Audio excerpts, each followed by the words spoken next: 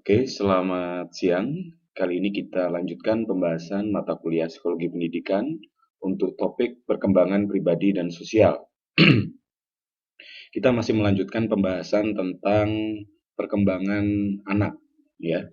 Karena memang pada dasarnya psikologi pendidikan itu mempelajari tentang aktivitas belajar mengajar. Nah, aktivitas belajar mengajar itu bisa terlaksana dengan baik apabila kita memiliki pemahaman tentang perkembangan, ya. Sehingga dengan memiliki pemahaman tentang perkembangan itu, seorang guru bisa tahu apa yang harus dilakukan, sebaiknya dilakukan, dan apa yang sebaiknya tidak dilakukan, ya. Nah, kali ini kita masuk ke pembahasan perkembangan pribadi dan sosial. Setelah pekan lalu kita sudah membahas tentang perkembangan kognitif dan linguistik atau bahasa. Nah, apa saja yang kita bahas dalam perkembangan pribadi dan sosial? Ya, ini adalah topik-topik yang akan kita bicarakan terkait perkembangan kepribadian. Uh, kita harus tahu bahwasanya kepribadian itu bukan sesuatu yang statis yang dimiliki seseorang serta-merta karena keberadaannya di dunia.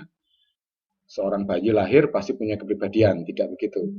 Kepribadian itu adalah satu proses yang dinamis, dia merupakan suatu pola penampakan perilaku yang itu disebabkan karena adanya kecenderungan biologis dan psikologis, gitu ya. Nah, dalam perkembangan kepribadian, aspek-aspek yang berkembang itu ada 5 hal. Yang pertama temperamen, yang kedua pengasuhan, yang ketiga budaya, yang keempat teman sebaya, dan yang kelima sosialisasi diri. Ya. Temperamen. Temperamen itu adalah predisposisi genetis untuk merespon dengan cara tertentu terhadap lingkungan fisik dan sosial seseorang. Kelompok budaya tertentu mendorong jenis perilaku tertentu. Dalam kelas terdapat beragam bentuk temperamen. Ya. Berikutnya, bagaimana mengakomodasi keanekaragaman temperamen siswa. Bagi siswa yang memiliki tingkat energi yang tinggi, kurangilah waktu jeda di sela-sela aktivitas. Kemudian secara khusus bersikaplah hangat dan penuh perhatian terhadap siswa yang sangat pemalu, karena pemalu ini merupakan temperamen juga ya. Saat siswa mengalami kesulitan beradaptasi dengan situasi baru, beritahu mereka sejak awal jika ada aktivitas yang tidak lazim, serta berikan bimbingan dan dukungan ekstra. Jika siswa nampak sangat terganggu oleh suasana gaduh atau semrawut, buatlah lingkungan yang lebih tenang dan damai bagi mereka. Dan yang terakhir, ajarkan strategi pengendalian diri kepada siswa yang bertindak impulsif. Karena kita sadar bahwa siswa itu memiliki temperamen yang beraneka ragam. Ada yang baik, baik berarti menunjang kegiatan pembelajaran. Ada yang kurang baik, yang dalam hal ini berpotensi menghambat kegiatan pembelajaran. Nah, kita sebagai guru atau mungkin pemerhati pendidikan atau psikolog pendidikan, nah kita bisa menerapkan 5 langkah, ya, 5 tindakan dalam rangka mengakomodasi keanekaragaman temperamen siswa itu. Berikutnya kita akan membahas pengaruh orang tua pada perkembangan kepribadian anak. Ya, yang pertama kita bahas tentang kelekatan. Anak yang memiliki kelekatan erat dengan orang tua mereka itu cenderung berkembang menjadi anak yang ramah, mandiri, percaya diri, dan kooperatif dibandingkan dengan mereka yang tidak memiliki kelekatan erat dengan orang tua. Itu seperti teori logika pemenuhan ya. Ketika seorang anak itu memiliki kelekatan yang baik dengan orang tua, lekat ya, itu berarti orang tua itu memenuhi kebutuhan anak dan anak merasa nyaman karena kebutuhannya terpenuhi. Dan itu berkembang terus sampai akhirnya anak merasa cukup, sudah full begitu ya kapasitas pemenuhannya. Nah, ketika dia sudah merasa penuh, sudah merasa cukup, dia akan cenderung berbagi, cenderung mengasihi pada orang lain gitu ya. Sedangkan sebaliknya, kalau anak itu masih merasa kurang, dia akan menagih. Nah, masalahnya adalah ketika dia menagih, orang tuanya tidak mampu memberikan. Maka yang terjadi adalah dia akan menagih ke orang-orang di sekitarnya. Jadi caper, egois, egosentris, kan begitu ya. Berikutnya pola asuh. Nah, pola asuh ini juga berpengaruh terhadap perkembangan kepribadian anak. Anak-anak yang berasal dari keluarga otoritatif dicirikan dengan lingkungan rumah yang penuh kasih dan dukungan, standar perilaku yang tinggi, penjelasan dan penegakan aturan yang konsisten dan melibatkan anak dalam pengambilan keputusan, umumnya menjadi anak dengan kepribadian yang gembira, bersemangat, percaya diri, dan mandiri. Nah, ini bisa kita tiru ya, bisa kita kembangkan. Menciptakan pola pengasuhan yang otoritatif, tidak otoritarian ya.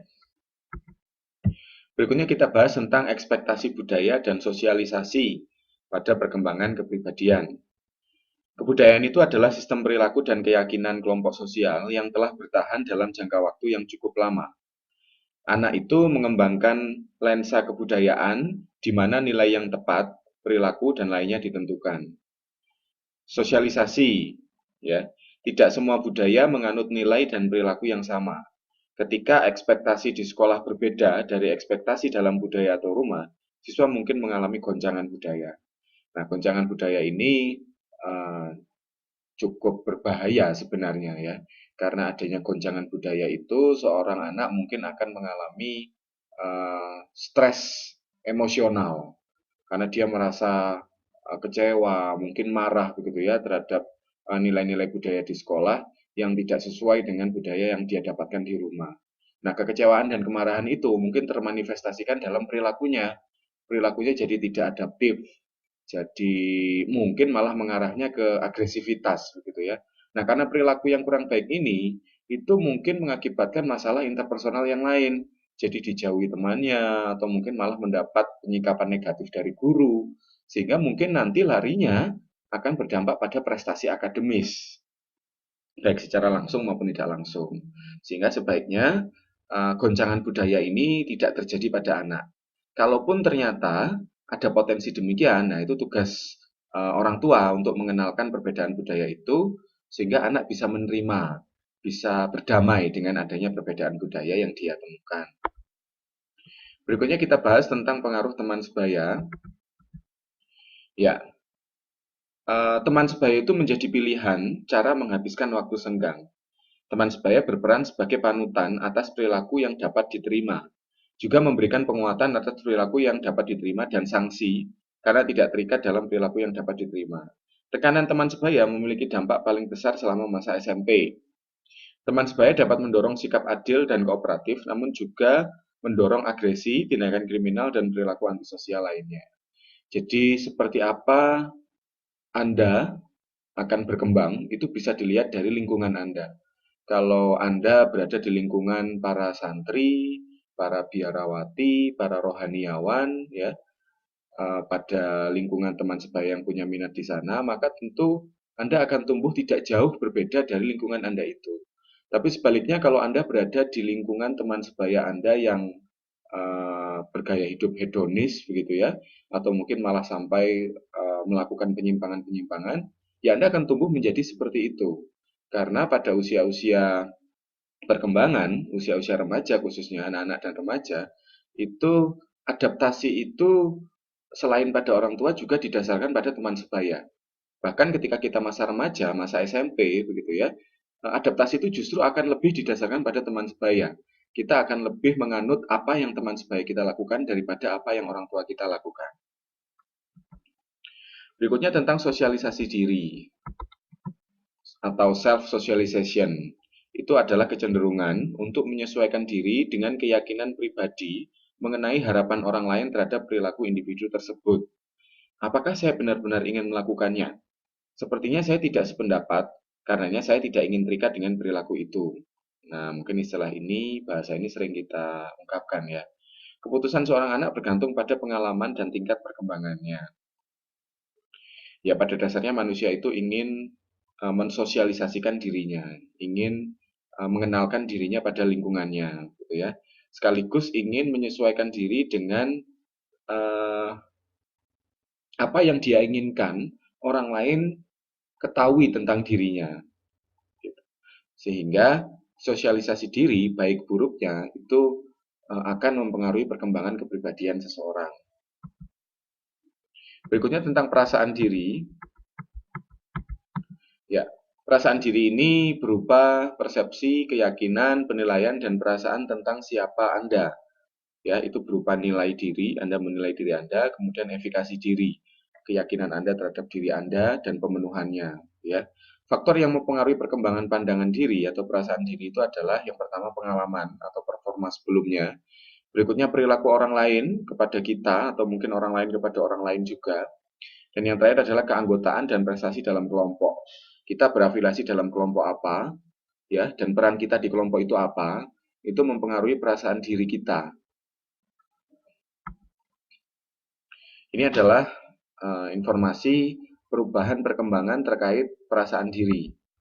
Nah, ini pada masa anak-anak, anak fokus pada fisik dan karakteristik konkret, sedangkan pada masa remaja awal, itu akan fokus anak akan berubah ke ciri-ciri yang lebih umum, tidak banyak penekanan pada fisik. Sedangkan pada masa remaja akhir, mayoritas remaja akhir memiliki konsep diri dan kesehatan mental secara keseluruhan yang baik atau positif. Ya, ini adalah tahapan-tahapan yang penting yang perlu kita ketahui dalam membahas perkembangan kepribadian. Ya, kita harus sadar bahwa faktor-faktor ini itu mempengaruhi perkembangan kepribadian. Sehingga ketika kita memiliki anak atau mungkin anak didik gitu ya, kita cermati dulu, kita tingkatkan aspek-aspek ini sehingga perkembangan anak-anak kita itu bisa maksimal. Begitu pula sebaliknya ketika kita mendapati kasus perkembangan, khususnya terkait perkembangan kepribadian ya, ya kita lihat kelima aspek ini, jangan-jangan memang ada yang kurang atau ada masalah di dalamnya. Mungkin itu untuk pembahasan perkembangan kepribadian, kita bertemu pada topik selanjutnya. Terima kasih.